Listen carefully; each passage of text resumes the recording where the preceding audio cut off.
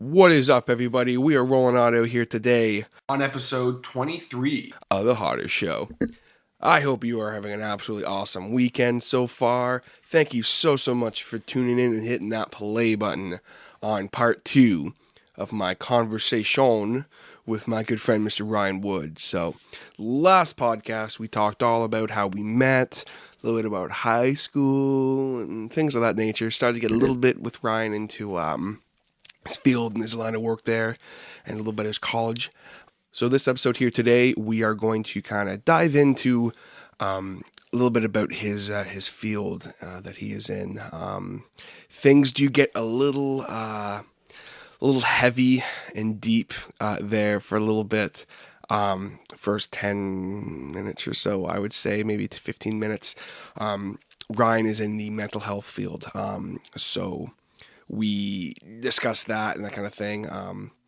If for any reason that kind of thing bothers you or offends you or anything of that nature, I don't think he says anything offensive or talks about anything that is not, something to talk about. He's extremely passionate about it. It's something that I didn't really expect us to get into it quite as much as we did, but that was what I think makes the podcast so great. I say in the podcast, I almost forget sometimes that Ryan is in that field, just because he's such a happy, positive, uplifting guy. But it's like I forget, oh yeah, you're in a very serious line of work, and that him being the kind of happy-go-lucky drinking guy, and then turn around and be like, oh, I always forget that.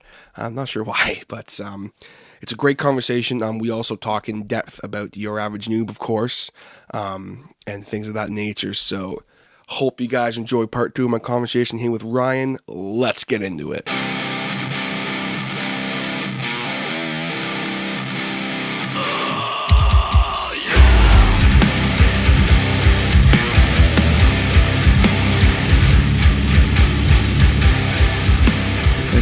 Mentioned obviously the course. What is it exactly? Because you've told me hundreds of times, but as far as actually sitting down and listening to what exactly you went to school for, what exactly you did while you were there, stories about it, and what you planned to do with that. Well, I would say, I was fortunate enough I got my PhD in thugonomics.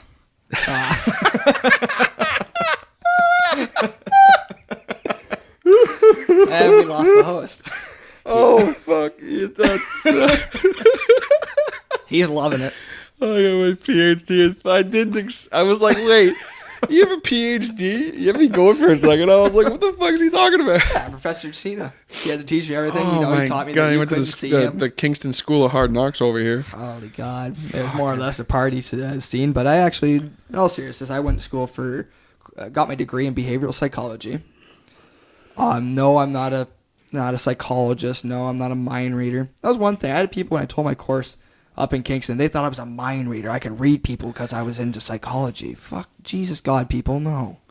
I was one of those, I guess the best way to say it, I became a behavior therapist with it, is the best way of describing my program. Helping and dealing with people who have behavioral issues, meaning... For the most part, I'd say special needs. For our viewers who don't know what the DSM is, it's actually kind of like our way of diagnosing people with multiple things such as ADHD, autism spectrum disorder, schizophrenia, depression, anxiety, all sorts of things. So that was one thing I was trained for 4 years to help with those people. And what it kind of meant by helping was behavior modification. So think of it like how you train an animal. It's a sad and weird comparison, but how you would train a dog, how you would circus people can train their elephants and lions and whatnot, is actually some of the same principles we were trained to modify people's behaviors to make it more acceptable and more follow into the social norms of how we live. Obviously, in extreme. It's not like if someone who, I know people who suffer from, depression who can function in normal everyday life. Yeah, so to give an example with the kind of depression, we teach them, I'm trying to think, because I didn't work too much with depression, unfortunately, in the sense with what we did was called ABA, Applied Behavior Analysis. And we also did a thing called CBT, counseling behavior or cognitive behavioral therapy. When we work with people with anxiety and depression, it was giving therapy. We were the kind of the guys that would sit with them and say, how does that make you feel? And kind of those traditional therapy questions, and guide them into ways that we know are much more healthier to have an outlook on life. My course was split up 3 years of ABA, and then 1 year kind of intermixed with all this was counseling.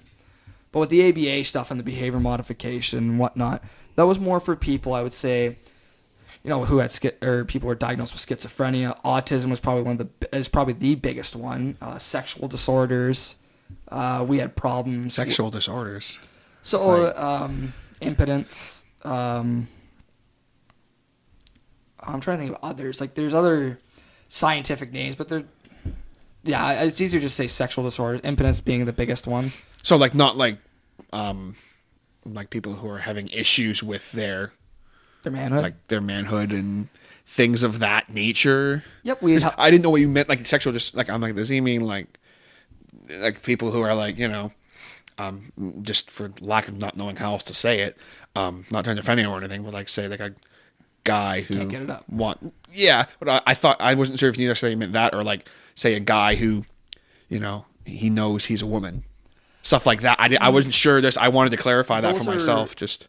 That's not a problem when people want to associate with genders. That's definitely not something that I would deal with. Yeah, okay. I didn't think so. And I was like, what's he talking about? Inappropriate touching, inappropriate use of certain body parts fall on sexual disorders.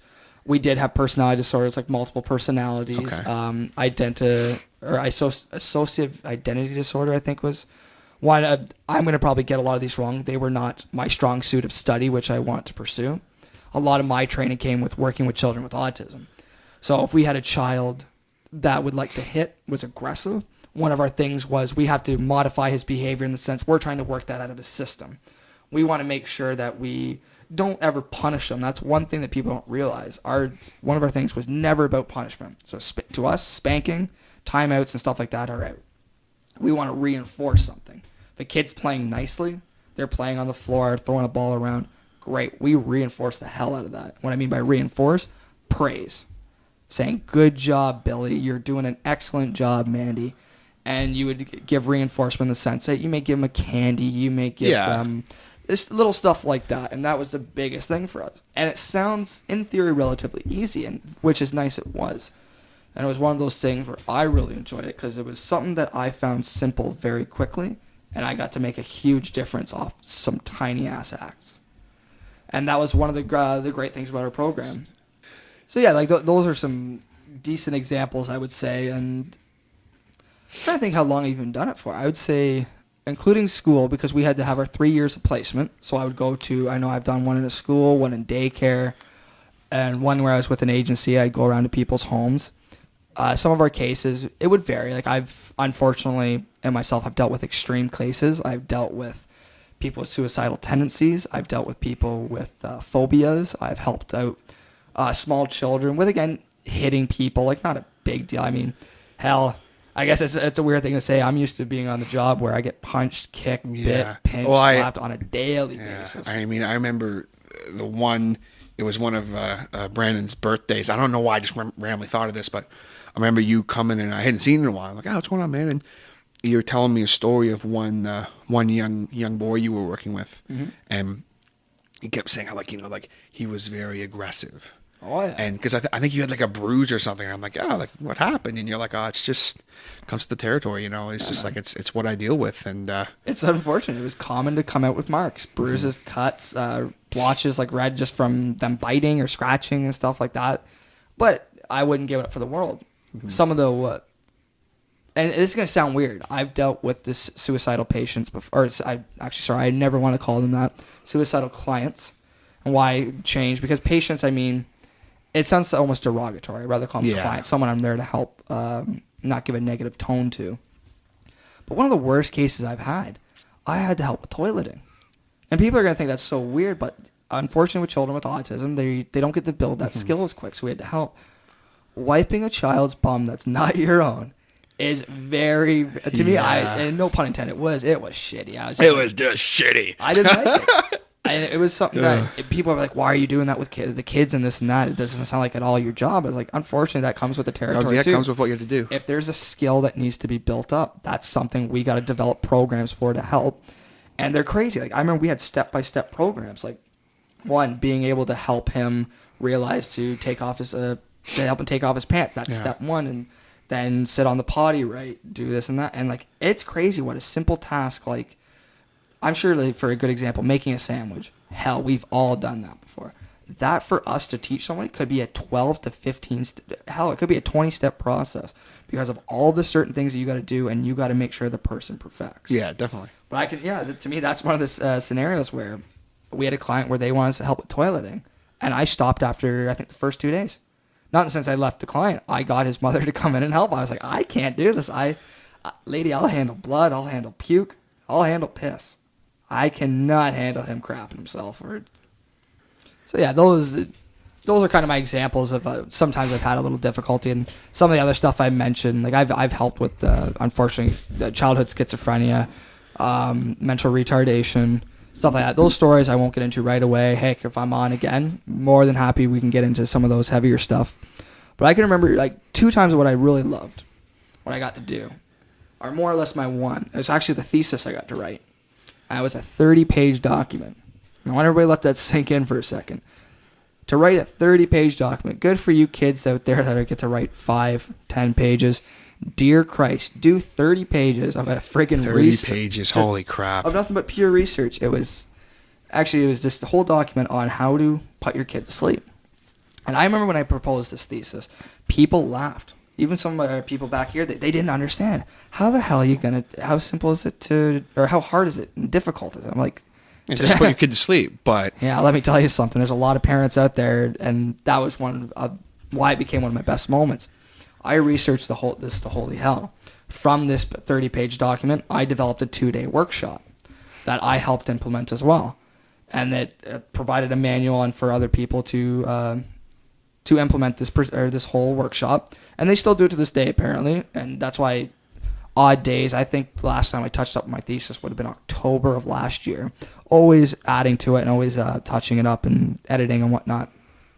But I can remember, as soon as I was done with the workshop on the second day, I had a person come up to me, and he was flabbergasted. He was amazed that I was able to provide all this crazy extensive information of what you got to do step by step to help kids go to bed, dealing with nightmares, night terrors, and blah, blah, blah, blah.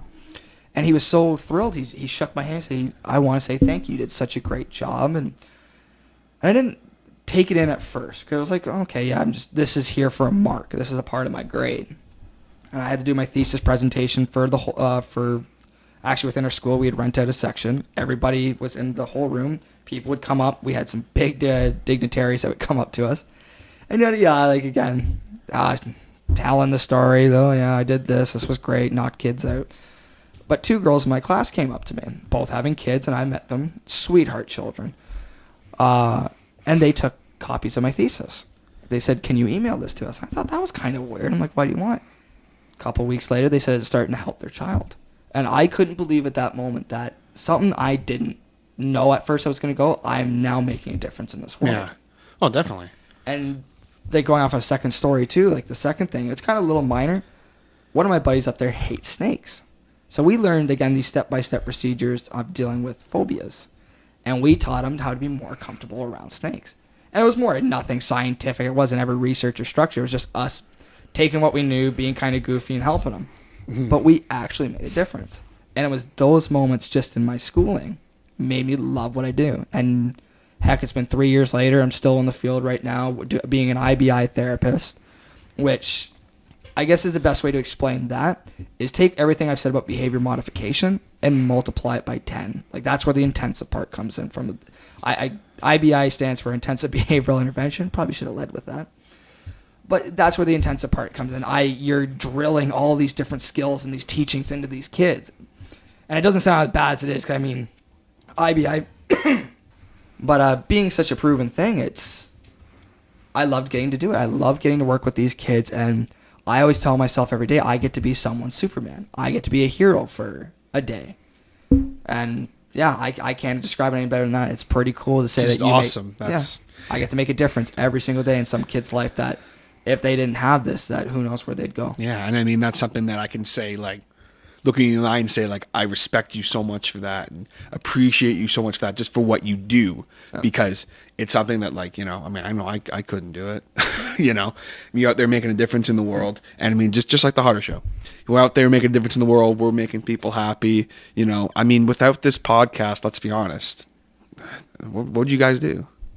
You know, I'm obviously kidding. No, you laugh, but you know what? I bet you there's someone out there, one of our listeners. Well, I shouldn't say our. I apologize. One of your listeners that could be listening to the podcast I'm on, or listening to previous podcasts, that it made it their day. They could have had a shitty day, and he's like, you know what? My buddy TJ, he posts this up. Let's see what happens, and he got a good laugh at it, or something that he's got time to kill, and it made it helped.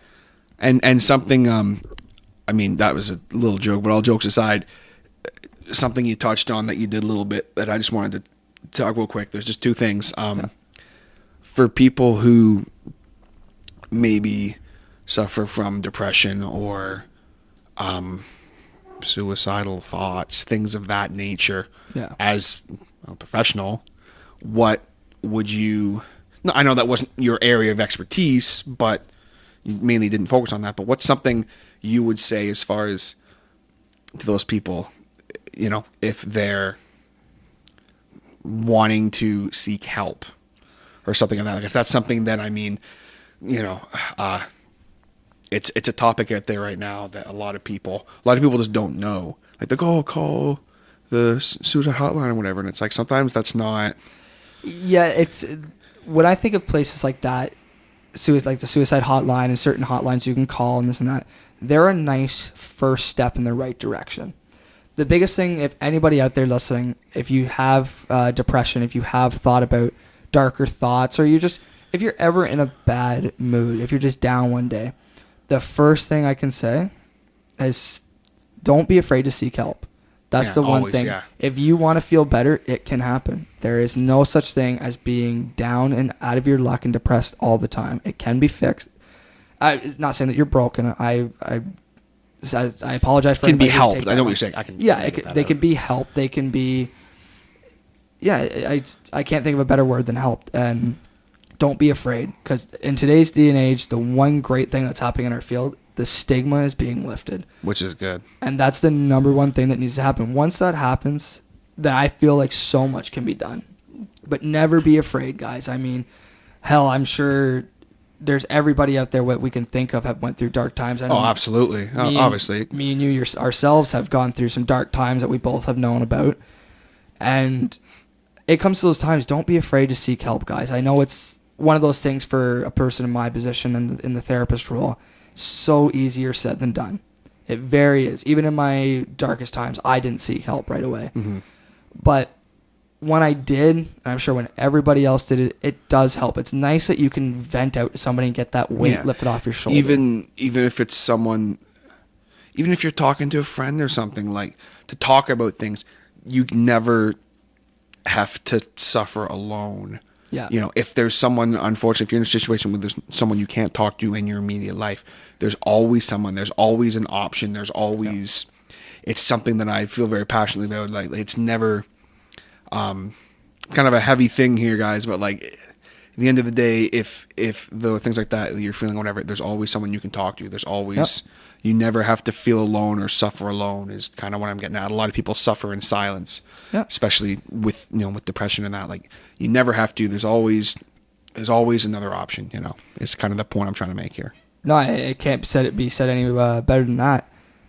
And you know, I'm thinking about it right now for all the people that are suffering. You know, you're absolutely right. Anybody can be there to help you. Go to somebody, get that weight lifted off your shoulder. I guess now some people may come back to me and say, well, I don't want people looking at me different. Yeah. I don't want the judgments. I don't want the eyes. I'm going to be real with you. For that split second, if your friends and family don't know about these hard times, these dark ships, you're going to get that moment, not of judgment, but of surprise. Not because they're going to see you in a different light. They themselves have just instantly got hurt because they don't want such a close friend or a family member ever being down upon themselves. Yeah, of course. Never... easier said than done. don't feel judged. If they judge you, that's not a friend. That's a horrible thing to do. If someone came to me with depressive thoughts, that they were anxious because of a scenario, that they were down because a presentation went bad, don't ever give them judgment eyes. Give them the support they need. Always. The biggest thing you can do for a person is either stand beside them or stand behind them. Is there a difference in that? No, but it's one of those things you let them know that someone is right there with you, that if you're going to war, that they got support. That you're going to war with them. Surround yourself with people who fucking love you. Yep. Don't surround yourself with people like right now. Kind of talk about some heavy shit, but both my cats are sitting here, and they're kind of snuggling here. Sorry, hang on, Steve. What do you want? What a good cat. What's going on? He knows we're talking some heavy shit here, so he's just trying to get involved. But you surround yourself with positive people, and if there's one thing I do not associate with negative people anymore, not necessarily meaning people who can be negative sometimes, nothing like that, but I mean people who I feel had a negative influence on my life. Not that I did before, but just people who only want to do negative things, and that's something that going out and drinking is not going to help. No. Sitting around doing drugs and shit, it ain't going to help. For the love of God, people, do not use that as a treatment. Booze and drugs, if people are like, oh, well, it helps me, it makes me feel better for that time period, I've said this to people that I've helped with in the time. I said, how do you feel the next day? They said, well, and I'm like, you still feel bad, but now you have a hangover from booze, or you feel like shit from the drugs. Well, yeah, but I mean, it helped. I'm like, no, guys, if you want to fix a serious problem, if you've got a gaping, here's a good analogy. If you got a gaping wound, you just got your friggin' arm sliced to shit. You got a broken bone that's sticking out or something like that. You don't put a Band-Aid on it. For the love of God, you never would. And that is all drugs and alcohol is. It is a simple Band-Aid. Why the hell do you want to keep putting a Band-Aid on over and over on a bleeding wound? No, you go get some actual help. The point is, this whole thing is, deal with it, get some help, because you're never, ever alone on this, okay, guys? That's the point I'm trying to make here. So kind of segueing from the bit of heavy topics there, guys. It's about a smile on everybody's face. Yeah. I mean, that's something that I didn't really expect to kind of get into there. But, sitting with someone, I think I kind of forget sometimes that, she's just like a happy, positive person. I kind of forget, people look at me. I'm the goofball drunk, and I mean, people. Yeah, it's easy to forget that I'm in the mental health field, and that's my pride and joy. I think I forget sometimes that, and it's something that you can talk about it, and I think I'll definitely have you on again. I mean, you'll be on again 100,000 of times, I'm sure. But as far as to talk about that topic specifically, and maybe more things, we'll go into another time. So, but kind of segueing out of that here. Once you were home and everything, like we said before, that's kind of when we started seeing more of each other and kind of got our bond in that, and started talking wrestling and stuff. And I'll have you on and talk about wrestling another time, because we'll go for another 4 hours talking about wrestling. Obviously, whenever you're on the wrestling panel, it always is. It's always a good time. Yeah, just watching you guys cringe at my predictions or what I think about certain people, but definitely something I look forward to doing again. Oh, I'm sure we'll do one soon. But something that's kind of a topic that I feel like we definitely need to talk about, because it's definitely one of the reasons why you're here, is your involvement. Maybe you can just talk about how it started and everything for you, your involvement with your average noob. Well, here's the thing, brother. It's a lot of people don't understand about the business is I created your average noob, and I got this little punk noob assault sitting in the back saying, "Ooh, yeah, I'm the one who created it." I'm like, "No way, Maggot, no." Could have cut a whole promo. Could have cut a promo on that there, but that was actually one of those things where I was not shocked, but it was one of those things like, we're gonna actually do this. And just sorry, real quick, just for you people who don't know, just for some reason, if I don't know if we mentioned it already, but people who don't know, Ryan is involved with Your Average Noob, which is gaming, streaming a little bit, more so YouTube now, but you guys do. Well, yeah, so on YouTube we have Your Average Noob Gaming, which will incorporate some of the videos that we've done on stream, or so I should say Twitch. Do like little highlights, this and that. We have Your Average Noob Wrestling that is hosted by our basically our boss, Noob Assault. Mr. Brandon. Well, that's what I'm gonna call him. He's the boss. I mean, he's the head honcho. He's the creator, the founder, the president, El Capitano. So yeah, he's the guy that's on it. But I've been fortunate enough when we do start, I get to do some of the streaming with them, or actually do some on my own and this and that. We've actually just put out a video not too long ago. Yeah, it was just a quick comment. I'm just trying to think. It's like, what would we do? I guess the best way to describe it is a bunch of goofballs playing a video game. You guys were playing. Well, I know the first one I saw that you guys did that was kind of like almost a comeback video in a way, because you guys didn't do anything for a little while. And then you guys did, as we record this, you guys did Emily Wants to Play, which was just, oh, fuck, that was anything. Guys, if you haven't seen that, go on and look up Your Average Noob. You can find them on Facebook. I think you guys have a link to your YouTube. Yep. It'll be on there somewhere. Facebook, Twitter, YouTube. I mean, you're basically going to go watch three adults scream like little babies. I know a lot of, like, we enjoyed it. I still watch it to this day, and I think it was a blast. It's one of those things, you want a good laugh, go watch us, like, basically yell at a little doll stalking us. Oh, and then you guys did another one that was it's you, Brandon, Noob Assault, and then Prog Rocker, who I don't really see a whole lot of anymore. So it's really good to see him on the video. But it's just funny as shit. You three, the dynamic of you three is really I know you guys, so maybe I'm a little biased, but I think it's funny as shit. And I appreciate that. You guys it's something that when this whole thing started, like, I heard from Brandon kind of how the whole thing started on his end, but like, how kind of did you get kind of, I say dragged into it, but like, well, I can remember it was actually at Brandon's place, and we were sitting there. I think that's when the mojo started kicking in about talking about it. And it was more one of these things where I guess it was like an uncertainty, but it was like one of these push that he was really into it, saying that let's try and start this. Whether or not he already had it in his mind beforehand, most likely he did. He had the wheels already turning, and I was just one of the people that he brought it up to. And he's like, okay, let's go to one of our other buddies. Let's ask him what he thinks. Canadian Chaos, another streamer, like part-time streamer that he's helped us a lot. He's done a bit for us in the Twitch side of our channel. I think he also does some YouTube as well, doesn't he? I think. I'm not sure. I'm drawing a blank on the name of it right now on that, but well, yeah, I bet. Either way, we'll definitely see him in the future helping out with some of the channel stuff. Yeah. But I think we went to him and we said, streaming idea. What do you think? And that's where we brought in he agreed to the idea, and we started talking. Okay, who do we want in this and that? And we got a couple of our guys. Their tag names. I think they've been on a couple of our Rocket League streams. It was Mandroid. We've had Dark Runner and Canadian Chaos. So they've all helped out, but we've kind of talked as a group, saying, yeah, let's spearhead this thing. Let's actually get going with it. And I could be butchering the story a little bit because, I mean, my memory, due to some other... Your memory's like mine. Yeah. Well, certain substances have having a good effect on it. So it's one of those things I can somewhat remember it. But yeah, it was one of those things. Once it got going, we started off. I think the biggest one we was kicking off with was Pokemon.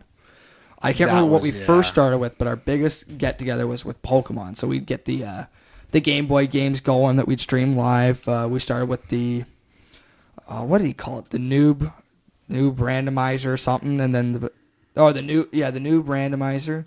And then I had one for a game. It was the Booze Lock.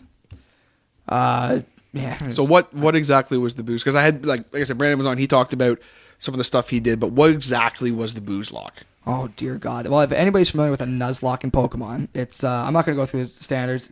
Feel free to look it up. It's actually a great way to play the games that we've all grown up with, but add a little difficulty to them. Now, we took that difficulty and added drinking involved because I guess with the name Boozenheimer, you have to be drinking on stream. So every time I had an encounter with a Pokemon or caught them, shit went down, I'd take a drink because I always had beer in front of me. But if I let a Pokemon die, I had to take shots. I remember I think it was the first time we recorded, I took 8 shots because it was McGillicuddy's peach schnapps because I wasn't taking heavy shit. I had never done a Nuzlocke. It was my first one at the time. I was like, all right, let's try it. I think I got rid of the whole bloody bottle. It was cutting close to it. Maybe it was more than 8 shots. 'Cause I think we downed almost the whole bloody bottle because we kept going to a part because it's randomized. A legendary Pokemon keep coming out. Just fucking slaughtered my team every time. But we said, okay, no, it can't be done on the first show. Just let's start again. Dead. Guys, I can't continue anymore. Just drunk out of breaking Just drunk as shit. Holy God, I don't even remember what year it was, to be honest. Oh man, I remember tuning in a few times, and like you were definitely you could tell you were in a booze lock because you were getting a little friendly. I was having a good time shooting the shit with some of our people that would come on. My biggest part though, I do a couple of things like that. I've done, I think, minor streams with Rocket League. I've helped out with Pokemon Showdown when Noob Assault was on. That was really what I remember best as far as your involvement. From what I saw, really was the Pokemon Showdown. That was really when I started, like, really when I was able to actually, like, so I got a new phone and stuff, and I was really able to watch a whole lot of it. And it wasn't even myself being on camera. A lot of my help came in with just monitoring the chat. I was the guy making sure to chat with everybody, keep everything kind of in line in that sense. Because Brandon did so much of the legwork. I was just kind of there to give a little bit of support. When we first started off, helping a lot with Twitter and Facebook, which I didn't really know Twitter, so I had to learn that quick.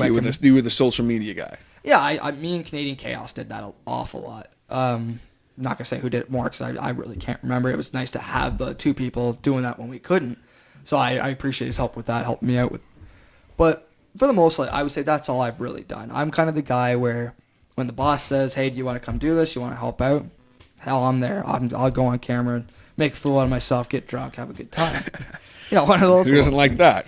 Or if I always told them to, hey, if anybody's going to do a live stream, whether it be Canadian Chaos or Brandon, I'd be like, I'm going to be on the chat then, let me know. I'll type everything out.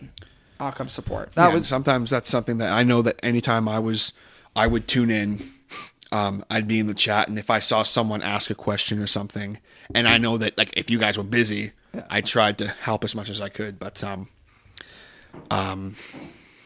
yeah. Yeah, I guess that's kind of the best way to go over what actually both our contributions there. It's kind of like we were backstage performers. We're the guys that set up the ring. We're the guys. We're the ring crew. More so me than you. Obviously, you were at least on the stream. I've only ever been on one stream. Call me Bill DeMont or Dean Malenko. You're kind of like the Bill DeMont. I'd say you're like the Dean Malenko. I'm not a superstar that goes out anymore too much. I'm the guy that does the help out with the backstage work with Brandon, but you'll be seen on camera once in a blue moon, Though if we can give a quick segue, I can't remember seeing Dean Malenko anytime soon.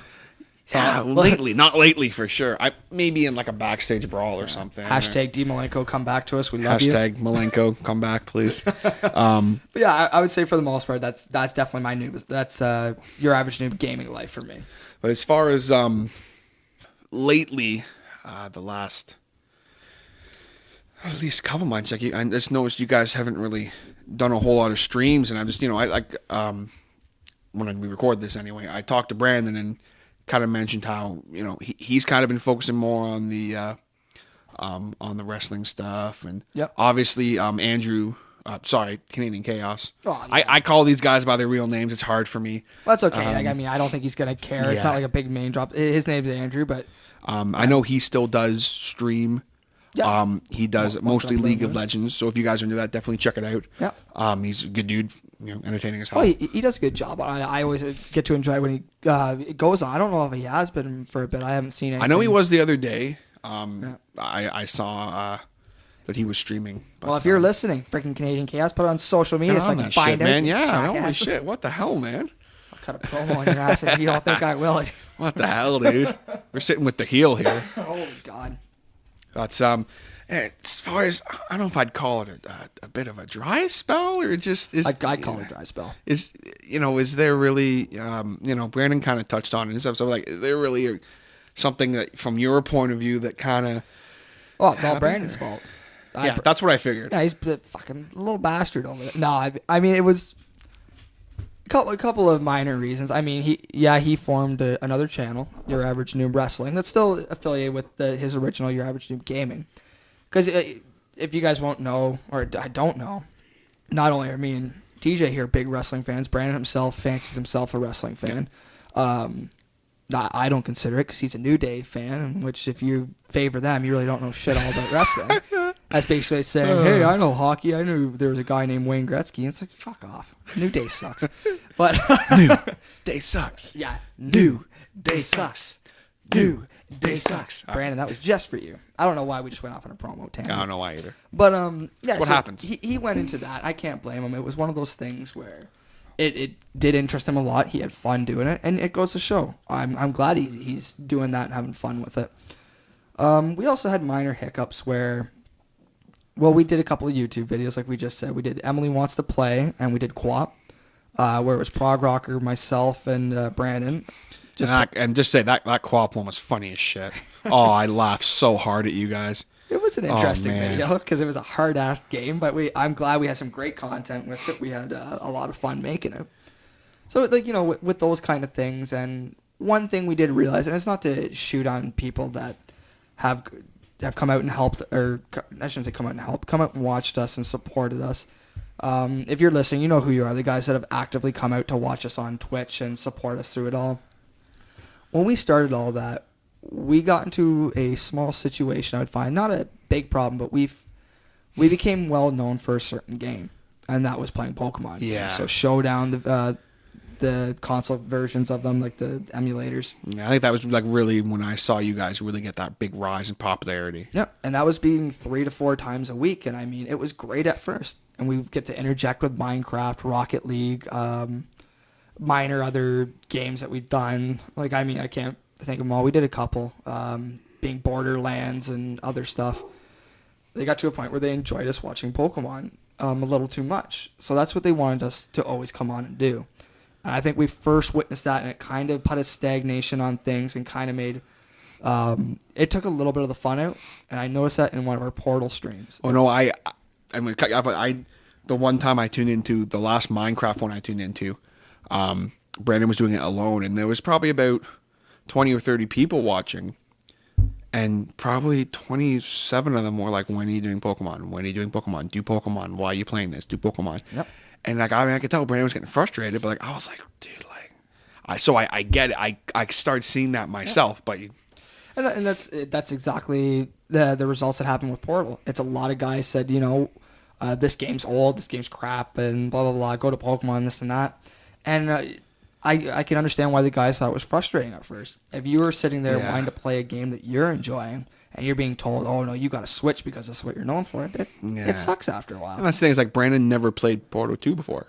No, and it was entertaining as hell to watch those two I thought it was bicker at great. each other. It Like, was awesome. At first, I was like, really, Portal? But then Nice when I saw choice. that Brandon never played it, and I saw, Nate, like Prog Rocker, who's an expert on the game, and then Noob, who literally sucks at games like that. He's not really a that kind of a gamer. I think anyway, whatever. But so like, he's getting so frustrated at Noob. Just like, dude, what are you doing? And he's like, I don't know, like just being Noob, To me, I thought they were good streams, but unfortunately, that was just, again, it's not the biggest deal in the world. It's not major shots at the guys that came out and support. Yeah, So just not at all. Yeah, one of those things. It just it sucked because when you suck the fun out of doing anything, you don't want to do it anymore.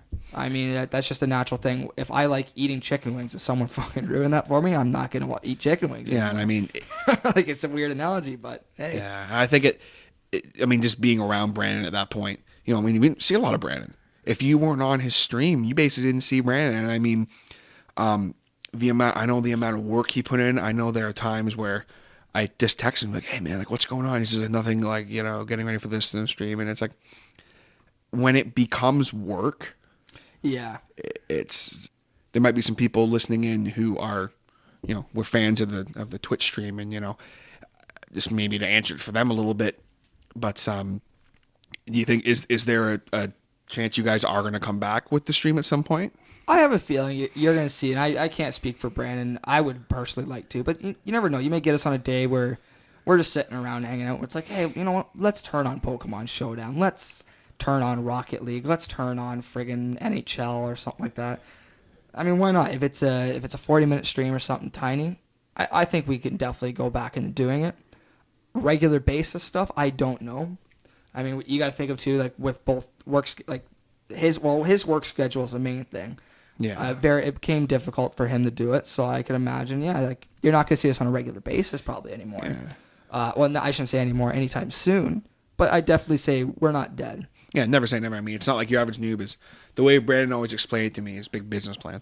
He'd say, your average noob is a brand, So, he's got the average noob wrestling, and it's something that's, obviously I would like to see more of it. Yeah, I mean, hey, we're not dead. We're gonna come back. It's like the inevitable Undertaker at WrestleMania. You know it's coming back one time. You're just sitting there waiting for it. You know it's gonna happen. It's just a matter of, all right, well, it's like, It's getting close to that day. Let's go. Yeah. It's like John Cena winning a match. Just, it's gonna happen. Ugh. Yeah, unfortunately, that's the reality. Actually, I shouldn't even be a heel on that. I don't mind him. But we'll have a whole thing about who we hate, what do we like.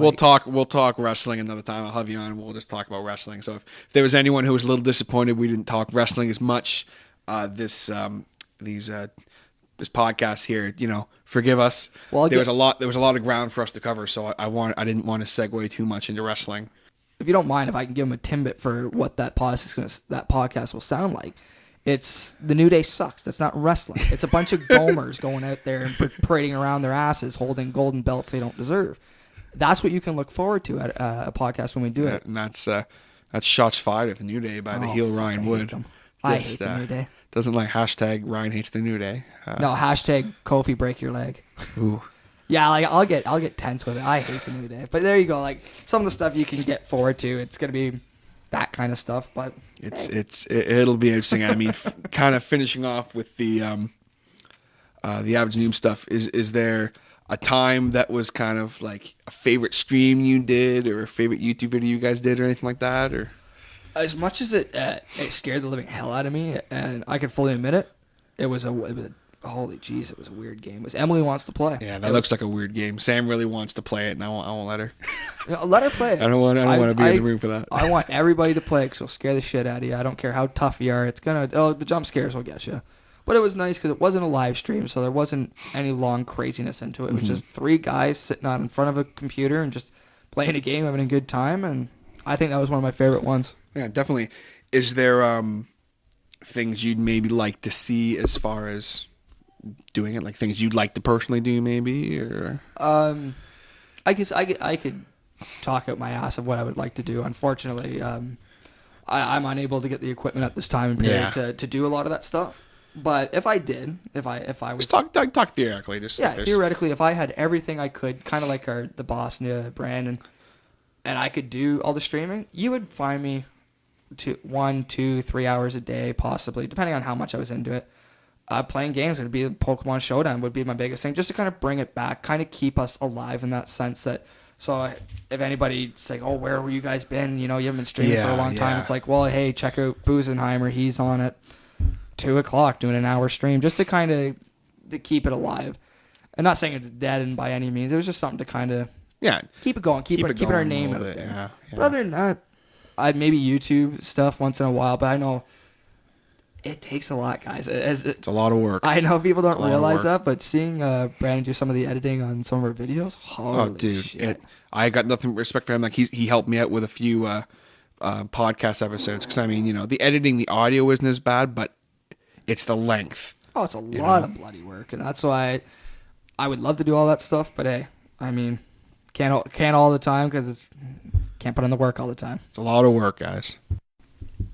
And I mean, even doing this podcast, like obviously, I thoroughly enjoy this. This isn't work for me, but I can't even imagine having to fucking edit videos and stuff like that. Like, just, oh man, I watch some of the stuff he does, and I'm just like, none of that, Yeah. Something as simple as designing a fucking logo. I wasn't even able to do. If people remember my original logo, I went on Paint and nice. And luckily my awesome uncle sent me this logo and stuff he made for me, so that was cool. But it's a lot of work doing this kind of stuff. I didn't know the work that would go into this when I started. I thought I'd just record, upload it, done. No. I record this. I have to record these in 10-minute parts when I'm doing it on my my home mobile rig here. Then I have to upload them, go through it all. I don't edit as far as if there's like imperfections to a certain point, I leave them in. But Yeah. little things like, if I have to stop and like burp or something, I'm going to edit that out. But like, it's a lot of work. Oh God, it's yeah. It's a lot of, if there's something now, if I like repeated myself or something, I'll rip that out and stuff. But it's a lot of work. No, and I give you guys total props that you're able to do it. I kind of laugh at you when you say that you're doing a lot of work because I've seen Sam do it all so far. Yeah. Oh yeah. Of course. Shout out to Sam doing, Sam doing the yeah, work. Yeah. She basically runs the show here, folks. She will not be on the podcast ever. She has told me there's no way it's going to happen. I tried to convince her today, but she makes sure like everything's organized. She runs the ship around here. She runs the ship in this house. She wears the pants in this relationship. I don't even try and fool around about it. I'm the man in title only. Okay, folks. Like, just let's be real. She gets the best sleeper hold in the business. Oh my God, I've taught her too well. Oh my God, just teaching her anything she didn't know as far as, what she did to me the other day, dude? What? We're sitting there and I don't know what the hell, was her horsing around or something, and she grabs my neck. She grabs my neck right here. Now what's right here? Well, how would you tell the viewers? Because What am I pointing at? Pointing at a nerve. Pointing at a nerve on my neck. Yeah. And she just clamped down on it. And I was out. I just, my whole body went, I can't do nothing. I can't. And she claimed she didn't know it was there. Oh God. She's lying. You're lying. It's like saying you didn't know water was blue. Oh, I've taught her too well. She's an ass kicking machine. Yeah. It's just, I don't even want to talk about it. It's embarrassing, really. Let's be real. To explain how good she is at what she does, Paul Heyman almost signed her. Almost. It was close. They couldn't work out a deal for money. She wanted more money, but oh God, that's the business. That's it, guys. So with that random bit of thing point there, we've talked about a lot on this podcast. Got a little heavy and deep there for a little while about some real stuff. Like I said, I'm definitely gonna have Ryan on again and talk about that. Definitely gonna have Ryan on again and talk wrestling. Yeah. We'll probably have a friggin' hour-long podcast or whatever about that, I'm sure, But if there's anything at all that we talked about on this episode that you guys want to chime in on or talk about or give your opinions on, please always feel free to comment on this on SoundCloud. Feel free to message me on Facebook. Message me on Twitter. Send me a tweet. Find me on Instagram as well, or you can always email me at thehardestshow@gmail.com, all one word, and we'll chat about anything. If anyone has any questions regarding kind of any of the heavier stuff, maybe, hey, we always do my best. And I think that's gonna be it for us today, guys. Thanks so much for hitting that play button, listening in. Is there anything else you want to say before this is over? God, I hate the new day. Like, I can't stress that enough. But other than that, thanks for having me, buddy. It was actually, I had a lot of fun. It was nice to be able to just shoot the shit and talk about what's on our mind, talk about some history, and yeah, I had a good time. Thanks for having me. Cool, right on. All right, I hope you guys enjoyed part 2 of my conversation with my good friend, Mr. Ryan Wood.